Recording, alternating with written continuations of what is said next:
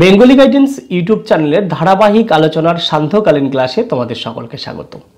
আজকের ক্লাসে আমরা আলোচনা করতে চলেছি সৈয়দ মুস্তাফা সিরাজ রচিত সাজ ভেসে গেছে এই রচনাংশটিকে নিয়ে।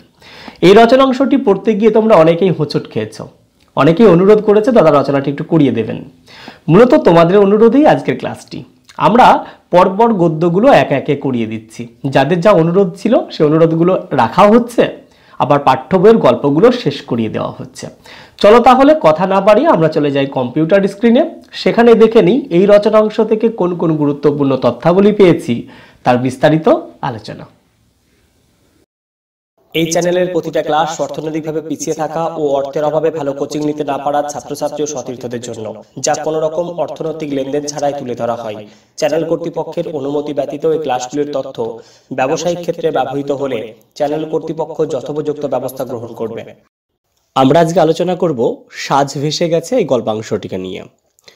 দেখো, এই গল্পাংশের রচয়িতা হচ্ছে সৈয়দ মুস্তাফা সিরাজ, আর এর উৎস হিসাবে আমরা পাই গল্প সমগ্র দ্বিতীয় খণ্ড। এই গল্প সমগ্র দ্বিতীয় খণ্ডের 11 সংখ্যক গল্প হচ্ছে সাজ ভেসে গেছে।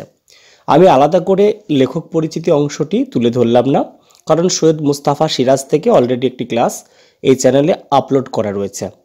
তোমরা যারা আগের ক্লাসটি এখনো দেখোনি তারা অবশ্যই উপরের দিকে যে আই বাটনটি রয়েছে সেখান থেকে তোমরা দেখে নিতে পারো, অথবা আমি এই ভিডিওর এন্ড স্ক্রিনে সৈয়দ মুস্তাফা সিরাজ সম্পর্কিত ক্লাসটি রেখে দেব, তোমরা চাইলে সেখান থেকেও দেখে নিতে পারো।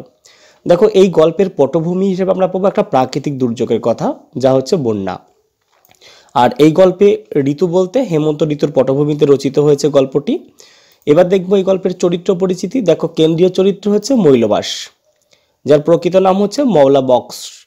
আর অন্যান্য চরিত্রের মধ্যে রয়েছে মতি চৌকিদার, বাহাসতুল্লাহ, নগেন বাগদি, অমূল্য বাউরি, আকাশ আলী, তারপরে নারায়ণ বাবু। এরা হচ্ছে অপ্রধান বা অন্যান্য চরিত্রের মধ্যে রয়েছে।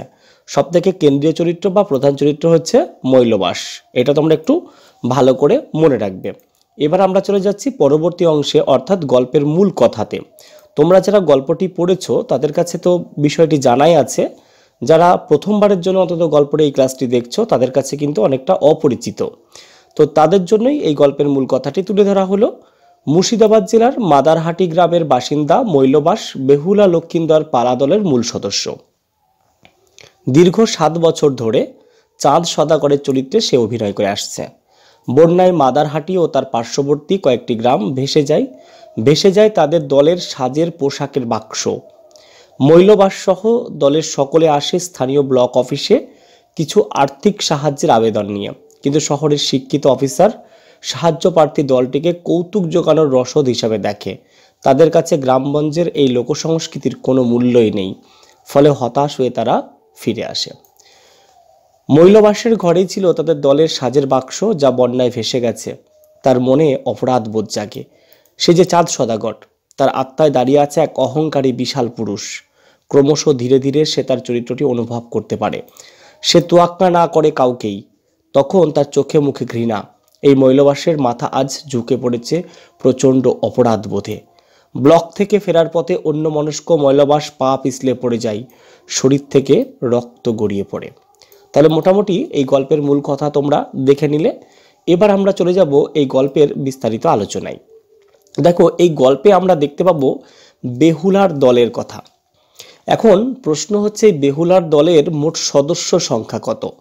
দেখো, বাজার চলতি কিছু বইতে সদস্য সংখ্যা লেখা আছে 5 জন, কিন্তু যখন টেক্সট বইটি খুঁটিয়ে পড়া হয় তখন দেখা যায় সেখানে 6 জন চরিত্র উপস্থিত ছিল।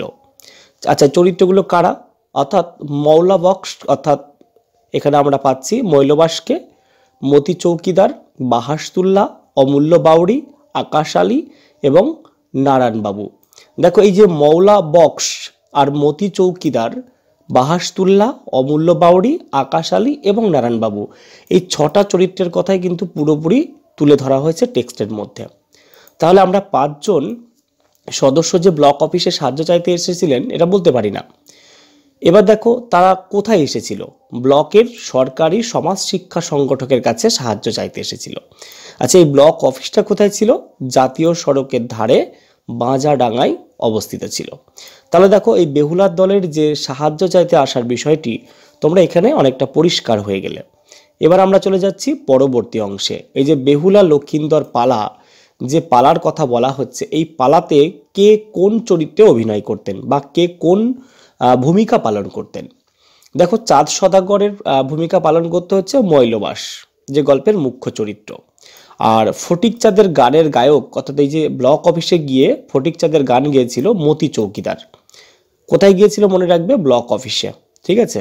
আচ্ছা, এরপরে আমরা দেখতে পাবো এখান থেকে কিছু আলাদা আলাদা পরিচিতি, যেমন বইয়ালি। আচ্ছা, বইয়ালি কাকে বলে? প্রম্পট, যে নাটকের মূল বিষয়গুলো ধরিয়ে দেয় বা যাত্রা বা গানের বিষয়গুলোকে একটু ধরিয়ে দেয়। বাহাসতুল্লাহ, এসে স্বল্প লেখাপড়া জানে। আচ্ছা, আলো দেখায় কে? নগেন বাগদি। দেখো, আলো বলতে তখন হ্যারিকেনের আলো ছিল, এই হ্যারিকেনের আলো নিয়ে আলো দেখাতো নগেন বাগদি। আচ্ছা, বেহুলা কে অভিনয় করতো? বেহুলা হচ্ছে অমূল্য বাউরি। এ জাতে বাউরি, বয়স ছিল তার 15-16 মতো। দেখো, নির্দিষ্ট করে উল্লেখ নেই 15 না 16, 15-16 হিসাবেই পাওয়া যায়। আর লক্ষিন্দর চরিত্রে অভিনয় করত আকাশ আলী, তাকেই দলের হিরো হিসাবে ধরে নেওয়া হতো। আর দলের তবলচি ছিল নারায়ণবাবু, অর্থাৎ নারায়ণ মুখুর্জে। ক্লাস 4 পর্যন্ত তিনি পড়াশোনা করেছেন। বেহালা বাদক ছিল চারু মাস্টার। তাহলে দেখো, এই যে বেহুলা লক্ষিন্দর পালায় কারা কোন ভূমিকা পালন করত, এখানে কিন্তু তোমরা সেগুলো পেয়ে গেলে। এই টেক্সটটা পড়তে গিয়ে অনেককে হোঁচট খেতে হয়েছে, কারণ এখান থেকে প্রচুর তথ্য রয়েছে ছোটোখাটো। সব তথ্য একত্র করা সম্ভব নয়, কারণ যেগুলো মনে হলো দরকারি সেগুলোই তুলে ধরেছি। আচ্ছা, এবার চলে যাচ্ছি পরবর্তী অংশে। পরবর্তী অংশে দেখো চরিত্র পরিচিতি। আচ্ছা, চরিত্র পরিচিতির মধ্যে তোমরা অনেক চরিত্র পাবে, যেগুলো অপ্রধান হিসাবেই কিন্তু এই গল্পের মধ্যে উল্লেখ রয়েছে। যেমন এই যে সাহায্যের দরখাস্ত কে লিখে দিয়েছিলেন? অঞ্চল প্রধান।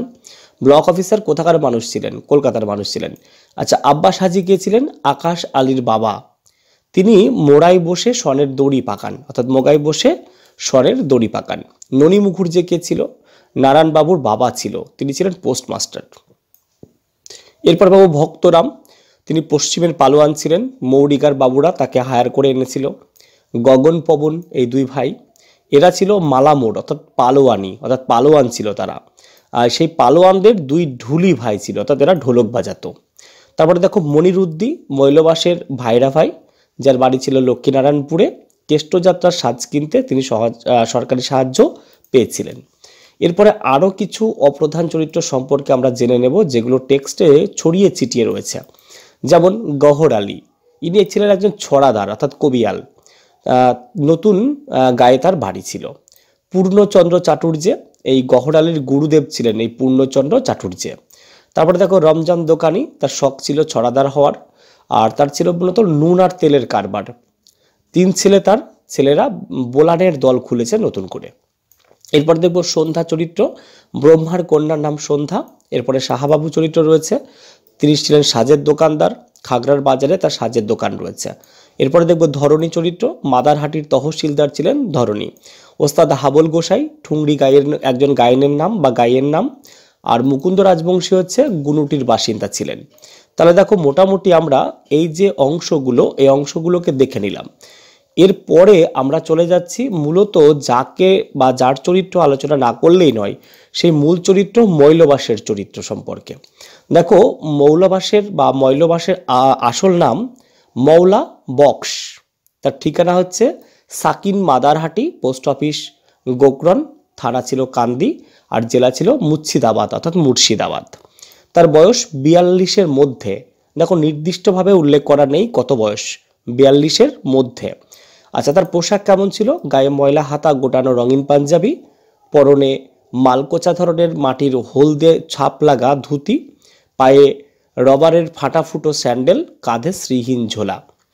আর তার চেহারা বলতে বিশাল শরীর, আর গায়ের রং তামাটে, মস্ত খাঁড়া নাক, বড় বড় কান, টানা চোখ, কপালে 3টে ভাঁজ। কটা ভাঁজ ছিল? 3টে। মাথায় বাবরি চুল, আর তার পছন্দের রং ছিল লাল। চাঁদ সদাগর চরিত্রে দীর্ঘ 7 বছর ধরে তিনি অভিনয় করেছিলেন। দেখো, এই মৈলবাসটাই হচ্ছে এই গল্পের মূল কেন্দ্রীয় চরিত্র, এবং তার সম্পর্কিত তথ্যগুলো আমরা এখানে দেখে নিলাম।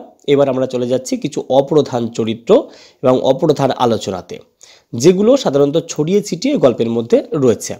যেমন মতি চৌকিদারের মুখ থেকে শোনা যায় মৈলবাস একসময়ের সেরা পালোয়ান ছিলেন, আর পালোয়ান হিসাবে মৈলবাস 7টি মেডেল জিতেছে। সেরা পালোয়ানের স্বীকৃতি হিসাবে মৈলবাসকে পিতলের ঘোড়া দিয়েছিলেন মৌরিগার বাবুরা। মেডেল আর কলা ঝুলিয়ে কবির লড়াই হয়েছিল ঈশানপুরের মেলায়। ডাঙ্গা দেশে নবান্ন হওয়ার কথা বলা হয়েছে, কেননা ডুবো দেশে নবান্ন হবে না। আকাশ আলীর বাড়িতে এই যে বেহুলার দলের রিহার্সেল চলতো, আর বেহুলার দলের সাজের বাক্স ছিল মৈলবাসের বাড়িতে। এখান থেকেই বাক্সটা কিন্তু বন্যার জলে হারিয়ে যায়। বেহুলার দলের পুরো সাজের দাম ছিল 150 থেকে 200 টাকা, নির্দিষ্ট করে উল্লেখ নেই, 150-200 টাকা।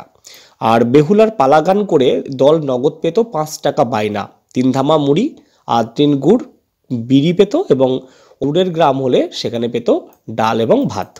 তাহলে মোটামুটি দেখো, এই গল্প পাঠ করার পর যে যে তথ্যগুলো গুরুত্বপূর্ণ বলে মনে হয়েছে সেগুলো তুলে আলোচনা করলাম। এরপরেও যে সমস্ত তথ্যগুলো ছড়িয়ে ছিটিয়ে রয়েছে, তোমরা যখন টেক্সটটিকে পড়বে তখন সেগুলো তোমরা পেয়ে যাবে।